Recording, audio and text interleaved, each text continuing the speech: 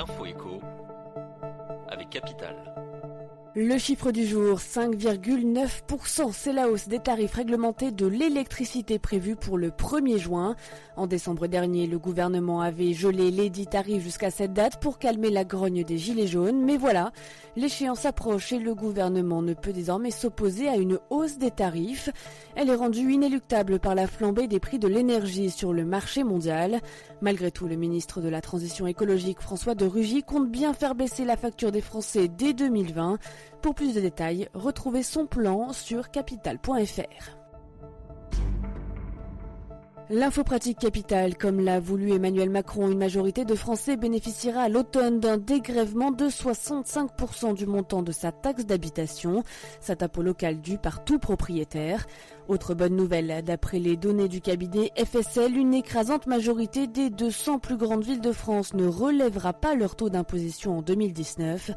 Mieux encore, certaines ont même voté des baisses. C'est le cas de Talence, Chartres ou Caen avec des reflux respectifs de 1,6, 0,7 et 0,3%. Dans ces communes, la plupart des contribuables verront donc leur note diminuer d'un peu plus de 65%. Rendez-vous sur capital.fr pour découvrir le taux d'imposition voté dans votre ville. Coup de gueule en vue des contribuables, même si les taux des impôts locaux resteront principalement stables comme nous venons de le voir, les contribuables verront tout de même leur facture globale grimper cette année. En effet, les valeurs locatives des logements qui servent de base au calcul des impôts locaux seront revalorisées de 2,2%, soit bien plus que l'inflation qui flirte actuellement avec les 1,1%.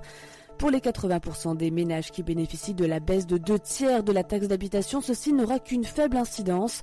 En revanche, les 20% restants et les propriétaires soumis à la taxe foncière constateront directement cette augmentation sur les feuilles d'impôt dès l'automne prochain.